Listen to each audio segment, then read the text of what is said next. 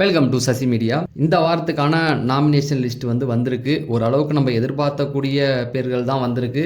குறைஞ்சது ஒரு 12லேருந்து 13 பேர் இந்த வாரம் வரத்துக்கான வாய்ப்புகள் இருக்குது. அந்த பேர்கள்லாம் நான் சொல்லிடுறேன். இதெல்லாம் நமக்கு வந்த செய்தி.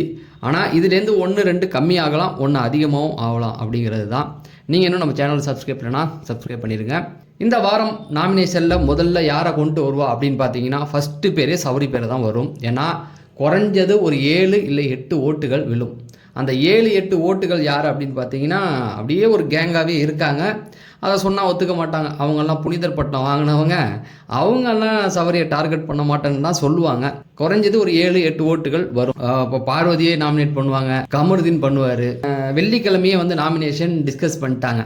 யார் பண்ணியிருப்பான்னு உங்களுக்கே தெரியும். வெள்ளிக்கிழமை லைவ் பார்த்தவங்களுக்கு தெரியும். அதாவது பிரஜன், சாண்ட்ரா எல்லாம் உட்காந்து முடிவு பண்ணிட்டாங்க. போன வாரமும் முடிவு பண்ணாங்க. அதெல்லாம் அவங்க யாருமே கேட்க மாட்டாங்க. பட் ஆனால் தெளிவாக இந்த பக்கத்தில் உள்ளவங்க எல்லாத்தையுமே நாமினேஷனில் கொண்டு வரணும் அப்படிங்கிற ஒரு முடிவை எடுத்துட்டாங்க. இப்போ இந்த பக்கத்தில் இருக்கவங்களும் அவங்கள கொண்டு வருவாங்க அப்படிங்கிறது தான். அப்புறம் மனாமத்தாக இருக்கிறவங்கெல்லாம் சேர்த்து ஒரு 5-6 பேரை கொண்டு வந்துருவாங்க. சரி, அதனால சபரி கண்டிப்பாக உள்ளே வருவார். அதுக்கப்புறமேட்டுக்கு பார்த்தீங்கன்னா வழக்கம் போல் நம்ம பார்வதி தான். பார்வதியை யாரும் விட்டு வைக்க போகிறதில்ல. சும்மா சொல்லணும் அப்படின்னா அரோராவே அவங்கள பண்ணுவாங்க. நம்ம விக்கல்ஸ் விக்ரம் பண்ணுவார். அதனால் நிறைய பிரச்சனைகள் இருக்கிறதுனால கண்டிப்பாக அவங்க வருவாங்க அப்படிங்கிறது தான். அதுக்கப்புறமேட்டுக்கு பார்த்தீங்கன்னா சாண்ட்ரா தான் எல்லாத்தையும் வம்பழுத்து வச்சுருக்காங்களே. அதனால் போன வாரம் அவங்க பண்ண நிறைய விஷயங்கள் குழப்பமாகவும், நான் சொன்னாலும் எவனும் நம்ப மாட்டேறான். வீடியோ போட்டு ப்ரூஃபோடு போட்டிருக்கேன்.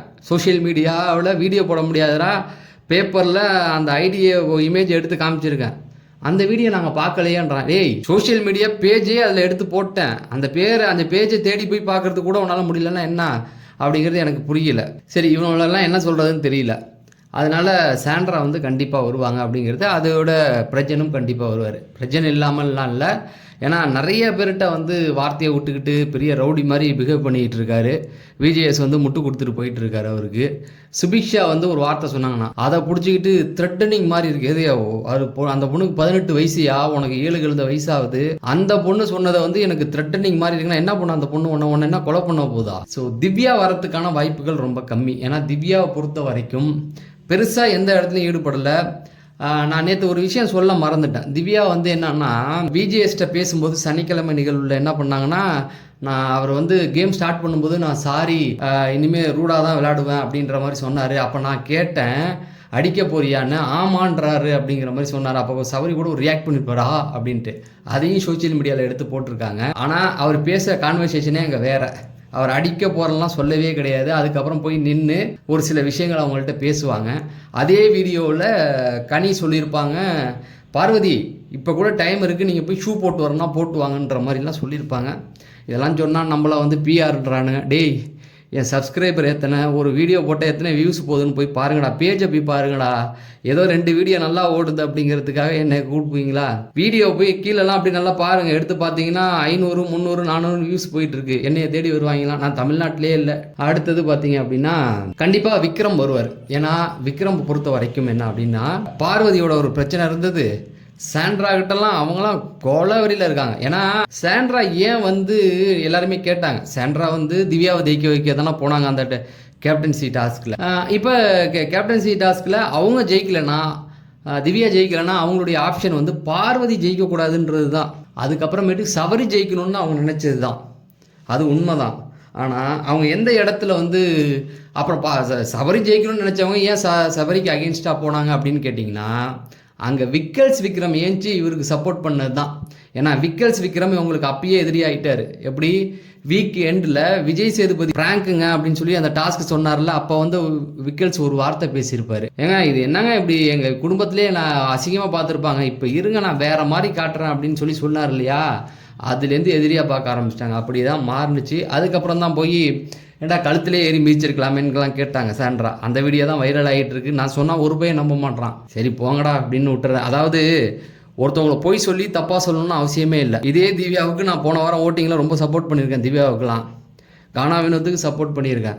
அந்த கேமில் என்ன நடக்குதோ அதை தாங்க சொல்ல முடியும். ஒருத்தவங்க நெகட்டிவிட்டி ஆக்கி அவங்களை கெட்ட பேர் ஆக்கணுன்ற அவசியம் யாருக்குமே கிடையாது.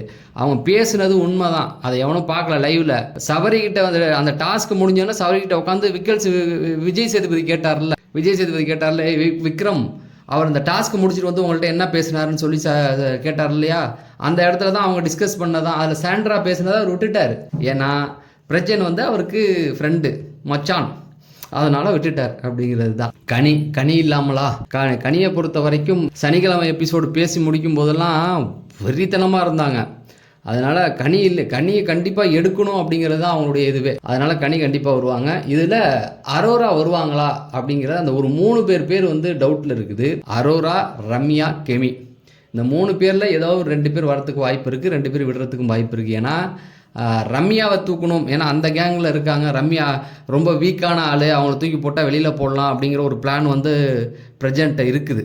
அதனால் ரம்யா, கெமி இவங்களெலாம் போனால் அவங்களுக்கு வெளியில் போகிறதுக்கு பயம் இருந்ததுன்னா அவங்களை தூக்கி போடுவாங்க. இந்த டீம் அந்த அடிக்க, அந்த டீம் இதை அடிக்க, அந்த இதில் போன வாரம் அரோரா தப்பிச்சாங்க பார்த்தீங்களா, அந்த மாதிரி இவங்க தப்பிக்கிறதுக்கும் வாய்ப்பு இருக்குது. அதுக்கப்புறம் பார்த்தீங்கன்னா வினோத் கண்டிப்பாக வந்துடுவாருங்க.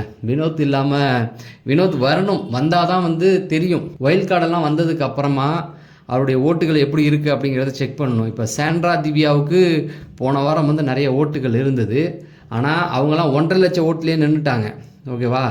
ஆனால் வினோத் இதில் வரும்பொழுது 3 லட்சம் வரைக்கும் போனார். சபரி கடைசியாக வரும்போது ஒரு 2.5 லட்சம் வரைக்கும் போனார். இப்போ எல்லாரும் வந்தால் தான் தெரியும். திவ்யாவும் இந்த வாரம் உள்ளே வந்துட்டாங்க அப்படின்னா ஓரளவுக்கு கணிச்சிடலாம் யாருக்கு அதிகம், டாப் 5 யார் அப்படின்னு கணிச்சிடலாம். ஆனால் இவனுக்கு என்ன பண்ணுறான்னா ஒருத்தன் வந்தால் ஒருத்தன் வராமல் அப்படி தான் போயிட்டுருக்கு. அதனால தான் கணிக்க முடியலங்கிறேன். அதுக்கப்புறமேட்டுக்கு பார்த்தீங்கன்னா கமருதீன் வரத்துக்கான வாய்ப்புகள் இல்லை. ஏன்னா கமருதீன் வந்து இந்த வாரம் யார்ட்டையும் பெருசாக சண்டைக்கெல்லாம் போகல, ஓரளவுக்கு அப்படியே ஆள் இருக்கிறன்னு தெரியாமல் அப்படியே மெயின்டைன் பண்ணிகிட்டு இருக்காரு பாருங்களேன். அதனால் வரல. ஆனால் வியானா வரத்துக்கான வாய்ப்புகள் இருக்குது. வியானாவை பொறுத்த வரைக்கும் என்ன அப்படின்னு பார்த்தீங்கன்னா வினோத் நாமினேட் பண்ணுவார், சுபிக்ஷா நாமினேட் பண்ணுறதுக்கு வாய்ப்பு இருக்குது. ஏன்னா சுபிக்ஷாவுக்கு அவங்களுக்கும் இப்போ ஒத்து போகலை. சுபிக்ஷா வரத்துக்கு வாய்ப்பு கிடையாது. வியானா வருவாங்க, சுபிக்ஷா வந்து வியானாவை ஓட் பண்ணுவாங்க, வியானா சுபிக்ஷாவை ஓட் பண்ணுறதுக்கும் வாய்ப்பு இருக்குது. ஆனால் இவ்வளோ தான், இதுக்குள்ளே தான் வருவாங்க. மற்றபடி இதில் தப்பிக்கிறதுக்கு அரோரா இந்த வாரம் தப்பிச்சாங்க அப்படின்னா ரம்யா, கெமி, அரோராவால் இந்த வாரம் வந்து கேமில் ஒரு சில மாற்றங்கள் வரும். ஏன்னா அது வாட்டர் மார்க் போனதுக்கப்புறம் இவங்க பார்வதி வந்து யார் பக்கம் போகிறது, கமருதீன் பக்கம் போனாலும் அரோரா இருக்கிறனால அங்கே பிரச்சனை உருவாகும் அப்படிங்கிறது தான் அந்த ஒரு பாயிண்ட் இருக்குது. பார்க்கலாம். இந்த லிஸ்ட்டு தான் வந்திருக்கு. இதில் 1-2 எஸ்கேப் ஆகலாம், இல்லை அதிகமாகலாம் அப்படிங்கிறது தான். நான் கேள்விப்பட்ட விஷயத்தை உங்களுக்கு சொல்லிடுறேன். இது கன்ஃபார்ம் லிஸ்ட் கிடையாது, கேள்விப்பட்ட லிஸ்ட்டை உங்களுக்கு சொல்லியிருக்கேன். தொடர்ந்து பிக் பாஸ் அப்டேட்கள் கொடுப்போம், அது தெரிஞ்சுக்க நம்ம சேனலை சப்ஸ்கிரைப் பண்ணுங்கள் அப்படின்னு சொல்லி நான் விடைபெறேன். நன்றி, வணக்கம்.